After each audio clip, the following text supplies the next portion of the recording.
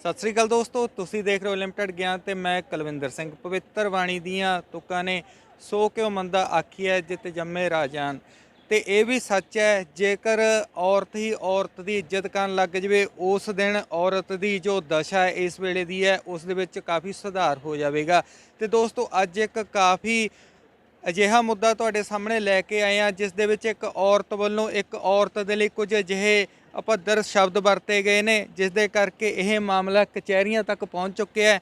ਤੇ ਅੱਗੇ ਕੀ ਕਾਰਵਾਈ ਹੋ ਰਹੀ ਹੈ ਉਸ ਦੇ ਬਾਰੇ ਵੀ ਤੁਸੀਂ ਜਾਣ ਕੇ ਹੈਰਾਨ ਰਹਿ ਜਾਵੋਗੇ। ਸਾਡੇ ਨਾਲ ਮੌਜੂਦ ਨੇ ਐਡਵੋਕੇਟ ਸੁਨੀਲ ਮੱਲਨ ਜੀ, ਬਾਕੀ ਉਹਨਾਂ ਤੋਂ ਜਾਣਦੇ ਹਾਂ। ਸਭ ਤੋਂ ਪਹਿਲਾਂ ਤਾਂ ਸਵਾਗਤ ਹੈ ਜੀ। ਸਤਿ ਸ਼੍ਰੀ ਅਕਾਲ ਭਾਜੀ, ਤੇ ਦਰਸ਼ਕਾਂ ਦਾ ਵੀ ਸਤਿ ਸ਼੍ਰੀ ਅਕਾਲ ਹੈ ਜੀ। ਸਰ, ਇੱਕ ਔਰਤ ਵੱਲੋਂ ਔਰਤ ਦੇ ਬਾਰੇ ਕਾਫੀ ਮੰਦੇ ਸ਼ਬਦ ਬੋਲੇ ਗਏ ਨੇ ਜੀ, ਤੇ ਉਹਦੇ ਬਾਰੇ ਕੀ ਕਹਿਣਾ ਚਾਹੋਗੇ? ਕੀ ਮਾਮਲਾ ਹੈ ਆਡੀਅנס ਨੂੰ? ਮਾਮਲਾ ਹੈ ਜੀ ਬਦਲੇ ਦੀ ਭਾਵਨਾ। ਜਦੋਂ ਕੋਈ ਬੰਦਾ ਦਿਮਾਗੋਂ ਖਰਾਬ ਹੋ ਜੇ ਤੇ ਇਹ ਸੋਚੇ ਕਿ ਮੈਂ ਦੁਨੀਆ ਨੂੰ ਢਾਹ ਲੈਣਾ ਔਰ ਉਹਦੇ ਵਾਸਤੇ ਕਿਸੇ ਵੀ ਨੀਚਤਾ ਤੇ ਉਤਰ ਆਵੇ, ਇਹ ਉਹਦਾ ਰਿਜ਼ਲਟ ਹੈ। ਔਰ ਇਸ ਕਰਕੇ ਇੱਕ ਵਿਆਹੀ ਲੜਕੀ ਨੇ ਆਪਣੇ ਸਹੁਰੇ ਪਰਿਵਾਰ ਨੂੰ ਤੇ ਜੋ ਵੀ ਉਹਨੇ ਝੂਠੇ ਸੱਚੇ ਰੱਬ ਜਾਣਦਾ, ਮੈਂ ਉਹਦੇ ਤੇ ਉਹਦੀ ਮੈਰਿਟ ਤੇ ਗੱਲ ਨਹੀਂ ਕਰਦਾ, ਬਟ ਜੋ ਮੈਨੂੰ ਦਿਖਦਾ ਉਹ ਝੂਠੇ, ਸਾਰਾ ਕੁਝ ਝੂਠ ਹੈ। ਕਿਉਂਕਿ ਉਹਦਾ 6-7 ਸਾਲ ਪਹਿਲਾਂ ਸਭ ਕੁਝ ਖਤਮ ਹੋ ਚੁੱਕਾ ਸੀ। 6-7 ਸਾਲ ਪਹਿਲਾਂ ਅਚਾਨਕ ਫਿਰ ਉਹਦੀ ਜਿਹੜੀ ਲੜਕੀ ਉਹਦੀ ਭੈਣ ਵਕੀਲ ਬਣੀ ਹੈ ਤੇ ਉਹਨੇ ਆਪਣੀ ਵਕਾਲਤ ਦੀ ਪ੍ਰੈਕਟਿਸ ਸ਼ਾਇਦ ਆਪਣੀ ਭੈਣ ਦੇ ਕੇਸ ਤੋਂ ਕਰਨੀ ਸ਼ੁਰੂ ਕੀਤੀ।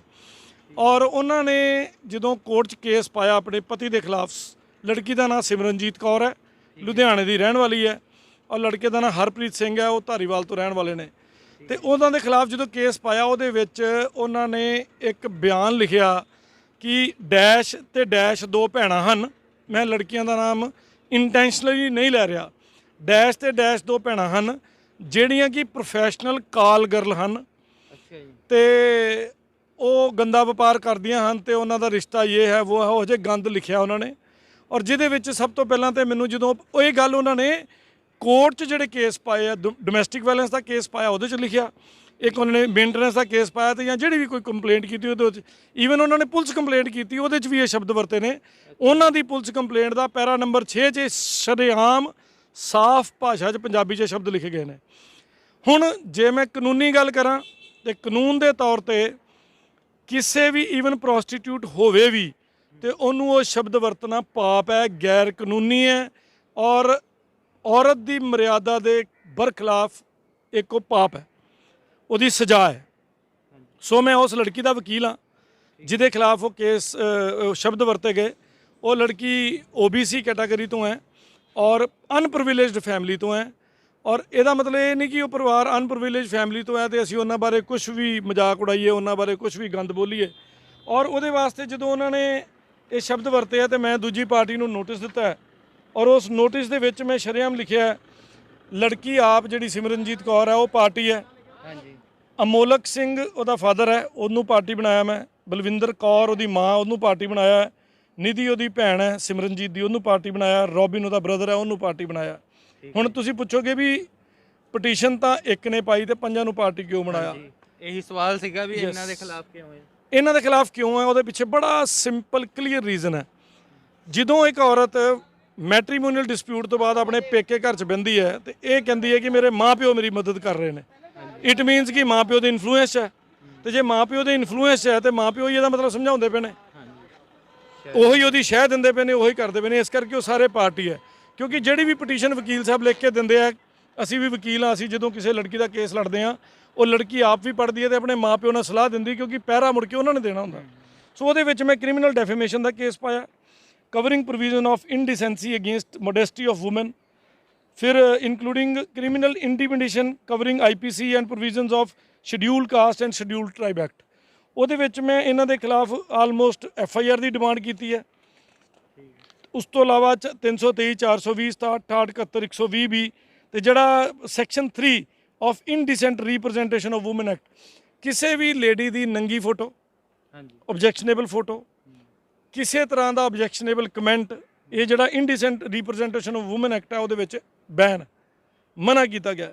ਮੈਂ ਤੁਹਾਨੂੰ ਪਹਿਲਾਂ ਵੀ ਦੱਸਿਆ ਸੀ, ਕੋਰਟ 'ਚ ਵੀ ਜਦੋਂ ਅਸੀਂ ਕੋਈ ਇਹੋ ਜਿਹਾ ਰੇਪ ਵਿਕਟਮ ਦਾ ਜਾਂ ਰੇਪਿਸਟ ਦਾ ਜਾਂ ਕਿਸੇ ਦਾ ਵੀ ਕਰਦੇ ਹਾਂ, ਜਿਵੇਂ ਸੋਸ਼ਲ ਮੀਡੀਆ ਦੇ ਲੋਕ ਨਿਊਡ ਫੋਟੋਆਂ ਪਾ ਦਿੰਦੇ ਨੇ, ਅਸੀਂ ਕੋਰਟ 'ਚ ਜਦੋਂ ਐਪਲੀਕੇਸ਼ਨ ਲਾਉਂਦੇ ਹਾਂ ਉਸ ਚਿੱਟੇ ਕਾਗਜ਼ ਦੇ ਉੱਤੇ ਅਸੀਂ 2 ਲਾਈਨਾਂ ਲਿਖਦੇ ਹਾਂ ਕਿ nude photo of the girl intentionally kept secret is available with the council in a sealed and will be supplied to the honorable court in sealed envelope ਕਿ ਜਦੋਂ ਵੀ ਕੋਰਟ ਮੰਗੇਗੀ ਅਸੀਂ ਸੀਲ ਐਨਵੈਲਪ ਚ ਦੇ ਸਕਦੇ ਹਾਂ ਕੀਪਿੰਗ ਇਨ ਵਿਊ ਦਾ modesty of woman.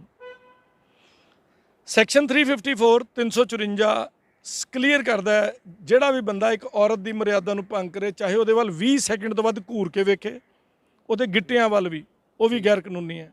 ਤੇ ਇੱਕ ਔਰਤ ਦੇ ਖਿਲਾਫ ਐਡਾ ਵੱਡਾ ਤੁਸੀਂ ਗੱਲ ਕਹਿ ਦੇਣੀ, ਮੈਂ ਕਲੀਅਰ ਕਹਿਣਾ ਕੋਈ ਸ਼ਰੇਆਮ ਇਹ ਕੰਮ ਕਰਦੀ ਵੀ ਹੋਵੇ ਨਾ ਤਾਂ ਵੀ ਨਹੀਂ ਲਿਖ ਸਕਦੇ ਤੁਸੀਂ, ਤਾਂ ਵੀ ਨਹੀਂ ਉਹਨੂੰ ਕਹਿ ਸਕਦੇ ਇਹ ਲਾਅ ਕਹਿੰਦਾ ਸਾਡਾ।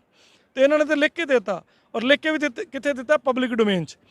ਕੋਈ ਵੀ ਬੰਦਾ ਸਰਟੀਫਿਕੇਟ ਕਾਪੀ ਇਸ ਚੀਜ਼ ਦੀ ਲੈ ਕੇ ਉਹਨੂੰ ਅਖਬਾਰ 'ਚ ਛਾਪ ਸਕਦਾ। ਤੇ ਇਹਦੀ ਸਜ਼ਾ ਉਹਨਾਂ ਨੂੰ ਬਹੁਤ ਹੈਵੀ ਪੈਣੀ ਹੈ। ਕੋਰਟ 'ਚ ਵੱਖਰੀ ਅਸੀਂ ਪਟੀਸ਼ਨ ਲਾਉਣ ਲੱਗੇ ਹਾਂ ਔਰ ਪੁਲਿਸ ਨੂੰ ਦੇਣ ਲੱਗੇ ਹਾਂ। ਅਫਸੋਸ ਕਿੱਥੇ ਹੈ, ਅਸੀਂ ਇਹ ਦਿੱਤੀ ਕੰਪਲੇਂਟ ਪੁਲਿਸ ਨੂੰ, ਠੀਕ ਹੈ ਜੀ, ਧਾਰੀਵਾਲ ਗੁਰਦਾਸਪੁਰ ਏਰੀਏ 'ਚ। ਪੁਲਿਸ ਨੇ ਬਿਨਾਂ ਕਿਸੇ ਸੋਚ ਸਮਝ ਤੋਂ ਆਪਣੀ ਮੈਂ ਕਹੂੰਗਾ ਬੇਵਕੂਫੀ ਦੇ ਜ਼ਰੀਏ ਉਹਦੇ ਤੇ ਬਿਨਾਂ ਚੱਜ ਨਾਲ ਇਨਕੁਆਇਰੀ ਕੀਤੀ ਉਹਨਾਂ ਨੇ ਲੁਧਿਆਣੇ ਭੇਜਤੀ। ਉਹੀ ਕਹਿ ਰਹੇ ਸੀ ਵੀ ਗੁਰਦਾਸਪੁਰ ਦੇ ਵਿੱਚ ਕੇਸ ਰਜਿਸਟਰਡ ਹੋਇਆ, ਕੰਪਲੇਂਟ ਕੀਤੀ ਗਈ, ਤੇ ਲੁਧਿਆਣੇ ਦੇ ਵਿੱਚ ਕਿਸ ਤਰ੍ਹਾਂ ਦੀ ਕਚਹਿਰੀਆਂ ਮੂਰੇ ਖੜੇ? ਲੁਧਿਆਣੇ ਉਸ ਲੜਕੀ ਨੇ ਆਪਣੇ ਹਸਬੰਡ ਦੇ ਖਿਲਾਫ ਲੁਧਿਆਣੇ ਕੇਸ ਪਾਇਆ। ਠੀਕ ਹੈ ਜੀ।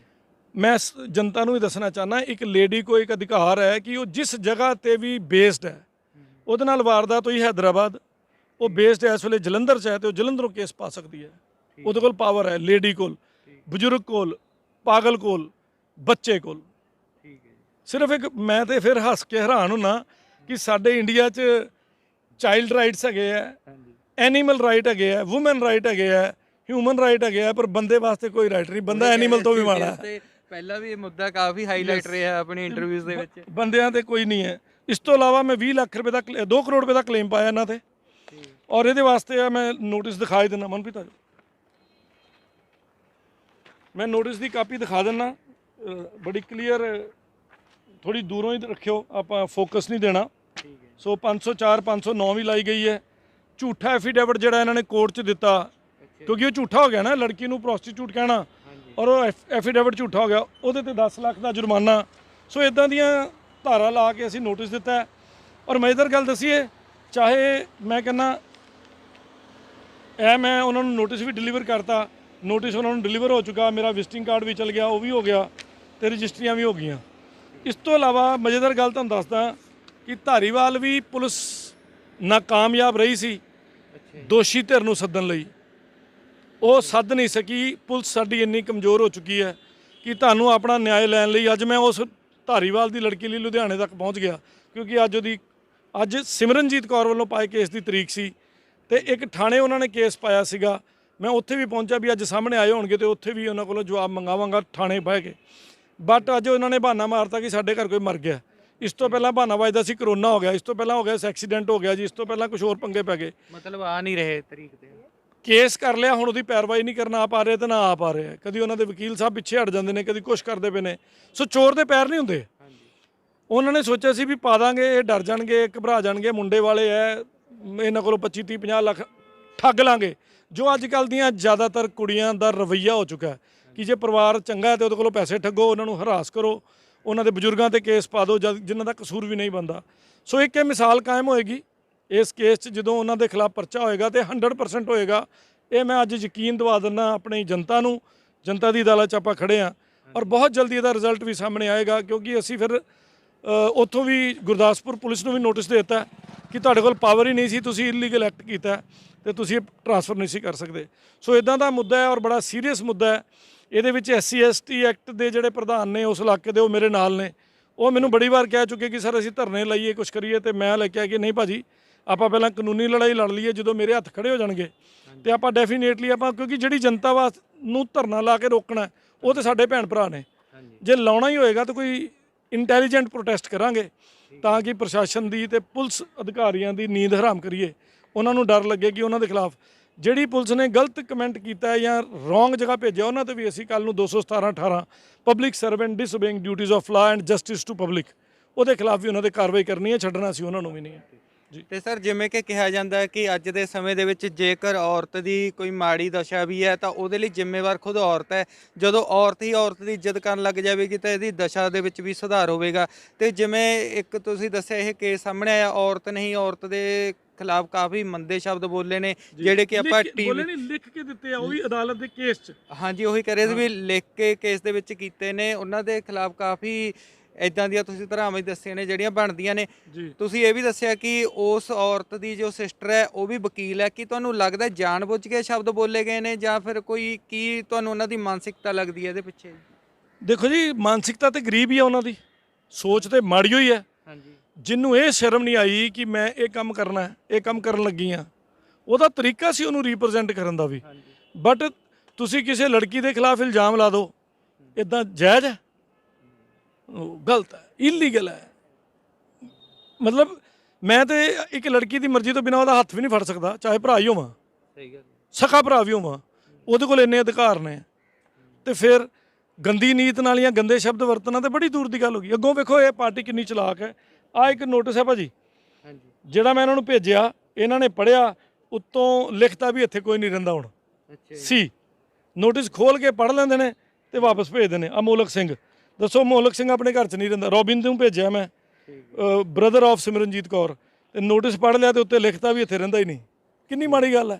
ਮਤਲਬ ਡਰਦੇ ਕਿਉਂ ਪਏ ਹੋ? ਸਾਹਮਣੇ ਆਓ ਨਾ। ਹੁਣ ਜਦੋਂ ਹੁਣ ਸਾਹਮਣੇ ਉਹ ਫਨੀਅਰ ਸਭ ਖਲੋ ਗਿਆ, ਕੋਬਰਾ ਆ ਗਿਆ, ਹੁਣ ਡਰ ਕਿਉਂ ਲੱਗਦਾ ਪਿਆ? ਸੋ ਇਹ ਗੱਲਾਂ ਬੜੀਆਂ ਸੋਚਣ ਵਾਲੀਆਂ ਨੇ। ਇਲਜ਼ਾਮ ਲਾਉਣਾ ਬੜਾ ਸੌਖਾ, ਉਹਨੂੰ ਪ੍ਰੂਵ ਕਰਨਾ, ਉਹਦੇ ਅੱਗੇ ਪਹਿਰਾ ਦੇਣਾ, ਉਹਦੇ ਅੱਗੇ ਉਹਨੂੰ ਪੈਰਵਾਈ ਕਰਾ ਕੇ ਅੱਗੇ ਤੱਕ ਲੈ ਕੇ ਜਾਣਾ ਇਜ਼ ਟਫ ਜੌਬ। ਸੋ ਇਲਜ਼ਾਮ ਲਾਉਣ ਤੋਂ ਪਹਿਲਾਂ ਸੋਚਣਾ ਚਾਹੀਦਾ ਸੀ। ਬਟ ਹੁਣ ਇਹਨਾਂ 5 ਜਣਿਆਂ ਤੇ FIR ਹੋਏਗੀ and I am very sure ਹੋਏਗੀ। ਔਰ ਜਿੱਦਣ ਹੋਏਗੀ ਆਪਾਂ ਤੁਹਾਨੂੰ ਫਿਰ ਉਹਦੀ ਦੱਸਾਂਗੇ ਉਹਦੇ ਬਾਰੇ। ਤੇ ਹੋਰ ਕੋਈ ਤੁਹਾਡੇ ਦਿਲ 'ਚ ਸਵਾਲ ਹੋਵੇ ਤੇ ਪੁੱਛੋ। ਬਸ ਇਹੀ ਸੀਗਾ ਜੀ। ਉਮੀਦ ਹੈ ਜਲਦ ਹੀ ਇੱਕ ਸਬਕ ਸਾਹਮਣੇ ਆਵੇਗਾ ਇਸ ਕੇਸ ਦੇ ਵਿੱਚ।